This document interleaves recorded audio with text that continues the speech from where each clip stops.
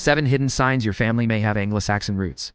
A family can lose its surname and still leave a trail. It sounds strange until you realize that surnames are relatively late arrivals in the story of England. You could walk into an English settlement in the year 900 and ask everyone for their hereditary family name. The question itself would make little sense. Fixed surnames of the kind we recognize today became widespread later, especially after the Norman conquest. So if you're trying to discover whether one branch of your family has roots reaching toward Anglo-Saxon England, beginning with your surname may actually mean beginning with the wrong clue. There is something older. Place. Before families consistently inherited surnames, they inhabited landscapes. They farmed particular ground. They buried relatives near particular churches. They crossed the same rivers, worked around the same settlements, and sometimes remained within surprisingly small areas for generations. That creates an intriguing possibility. Your surname may only take you back several centuries, but the landscape surrounding your ancestors could preserve clues considerably older than the name they eventually carried. And that is our investigation today. We're looking at 7 hidden signs. That could make an Anglo-Saxon connection worth investigating, though none of these proves that you are Anglo-Saxon. England was already a complicated mixture of peoples by 1066, including descendants of Scandinavian settlers, and ancestry does not divide neatly into modern labels. But when several independent clues begin pointing toward the same ancestral line, something much more interesting starts to emerge. The first sign has almost nothing to do with what your family was called. Sign 1. Your family stayed in one English locality for an unusually long time. Suppose you trace one branch of your family backwards. Then parish registers carry you into the 18th century. The surname remains in the same cluster of villages. We go further. Marriage records point to neighboring parishes. Wills reveal relatives living only a few miles apart. Earlier documents suggest that the family was already established in that district long before industrialization transformed England. Now, you have something worth investigating, not proof of Anglo-Saxon ancestry. Continuity. This distinction matters. Finding an ancestor in Kent in 1750 does not mean their ancestors were living there in 750. But a documented family showing unusually deep attachment to one locality gives you a geographical thread that can be tested rather than merely imagined. And sometimes the landscape itself preserves much older continuity. At places such as Old Sarum, archaeological evidence indicates late Anglo-Saxon settlement. Before the Norman conquest, while sites such as Reculver preserve evidence of communities occupying and reusing landscapes across very long periods. So instead of asking only, how old is my surname? Ask, how long can I prove my family remained here? That question may take you somewhere far more interesting, because your second clue may be sitting on the map. Sign 2. Your ancestral villages carry Old English place name elements. Take an old map of England and something remarkable begins appearing. Names ending in forms such as Ham, Tun, Lay, Worth, and other ancient elements occur again and again. These aren't random endings. Many preserve Old English words associated with settlements and landscapes. The University of Nottingham's place name research, for example, identifies elements such as twin for a farmstead or settlement, and ford for a river crossing. While research into individual regions demonstrates how Old English elements became embedded in settlement names. Now imagine discovering that your documented ancestors didn't merely live somewhere in England. For centuries they were concentrated around villages whose names themselves were formed in an Old English-speaking landscape. It does not mean your ancestors founded those villages, but it changes the investigation. You are no longer connecting your family to Anglo-Saxon England, because an online surname website told you that your name sounds Saxon. You are connecting documented genealogy to a geographical area where the language of early medieval England left physical fingerprints on the map, and there is an important trap here.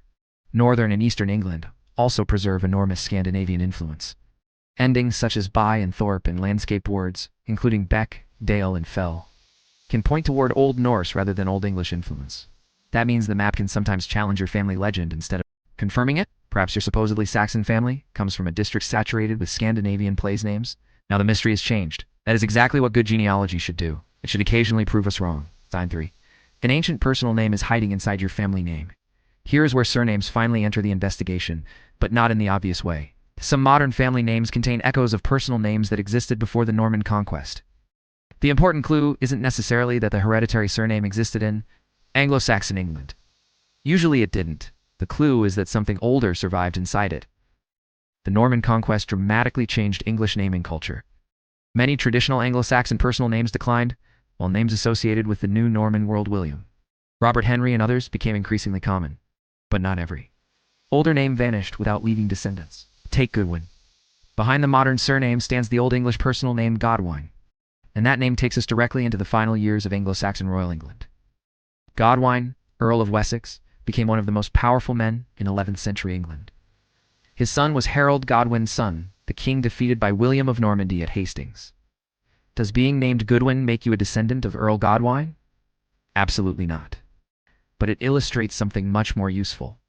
Political dynasties can disappear while pieces of their naming culture survive. So when researching your own surname, don't merely search, is my surname Anglo-Saxon? Search for its earliest recorded forms. Ask whether linguists connect those forms with an Old English personal name, and compare that with the geography of your documented family. Because a name without geography is weak evidence. A location without records is weak evidence. But when name history and documented geography begin pointing in the same direction, the investigation becomes stronger.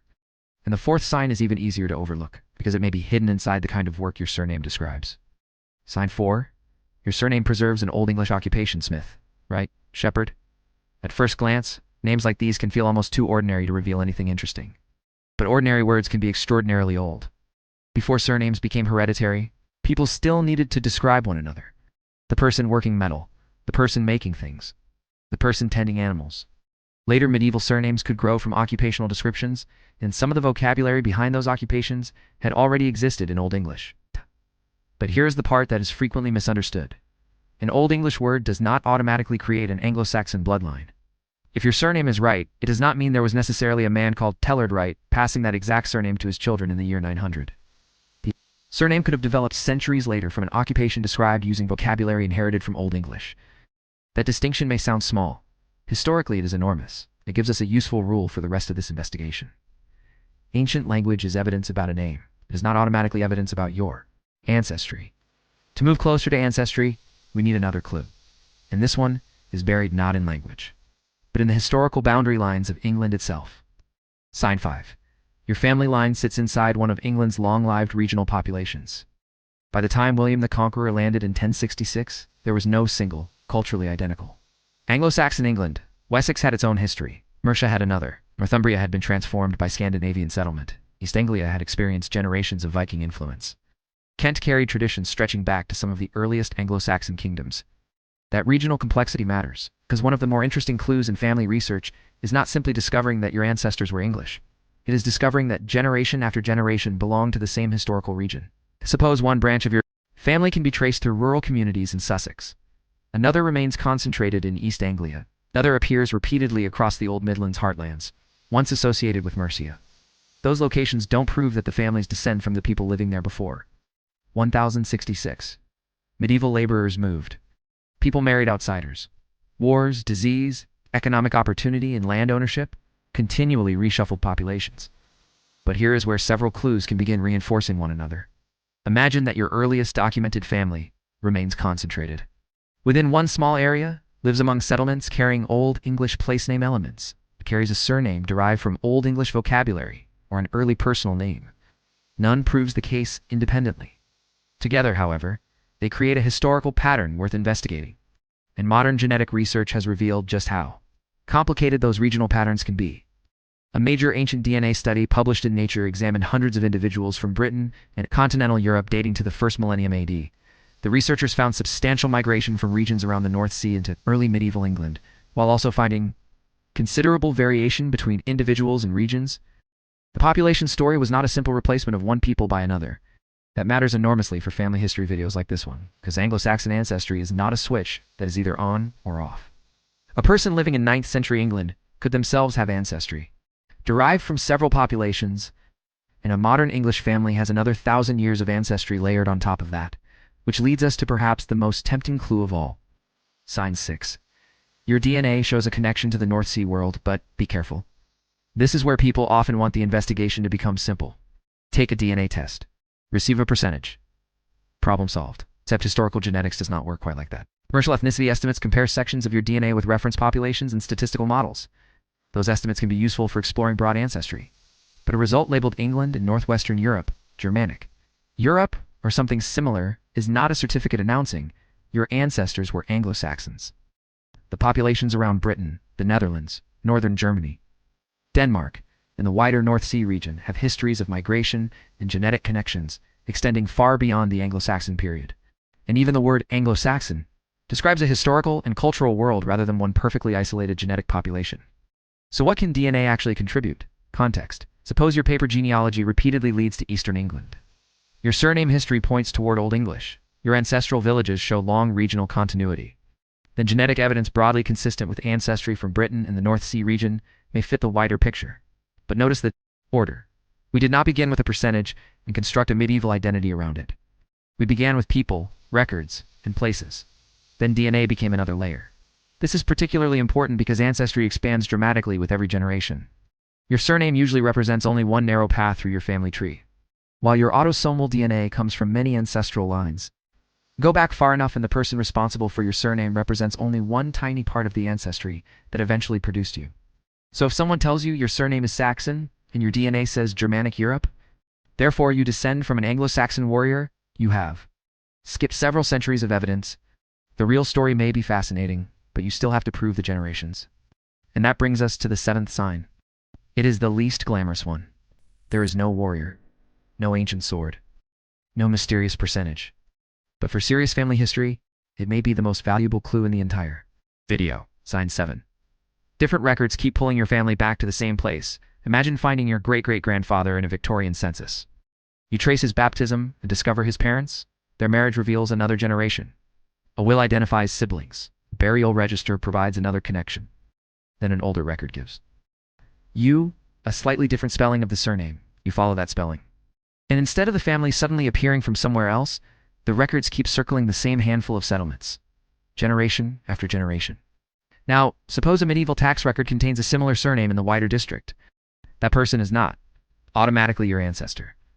This is exactly where family legends are often created too quickly. But the discovery gives you a legitimate research question. Can the documented line eventually be connected to the earlier population? That is far more exciting than simply typing your surname into a website and being told that it is Anglo-Saxon, because now you are doing historical reconstruction. One document supports another. One generation connects to the next. The geography remains visible. Spellings evolve rather than magically remaining unchanged. And eventually, you may reach the point where the records stop. That stopping point matters. Good genealogy knows. When evidence ends, if your proven family tree reaches 1580, you cannot simply leap from 1580 to an unrelated man with the same surname recorded in 1086. 500 missing years do not disappear because the names look similar. In fact, one of the strongest signs that family research is trustworthy is the willingness to say, beyond this point I don't know, because uncertainty is not failure. It tells you where the next investigation begins. And now we can put all 7 signs together. Your family shows unusually deep roots in one English locality. The villages around that line preserve Old English place name elements. Your surname contains an early English personal name or vocabulary inherited from Old English. Perhaps the surname reflects an occupation described by an ancient English word. Your documented geography overlaps with regions shaped by early medieval English populations. DNA provides compatible context without being treated as proof. Most importantly, independent historical records repeatedly lead the same family line back toward the same landscape. 1 clue? Interesting. 2? Worth investigating?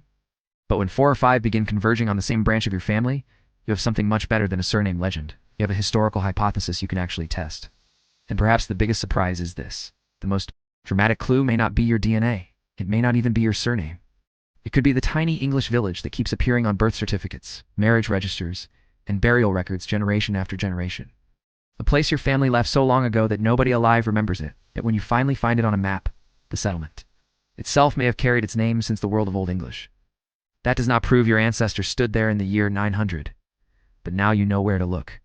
If you're researching your own family, tell us in the comments the earliest English county or village you've managed to trace with confidence. Don't just give us the surname.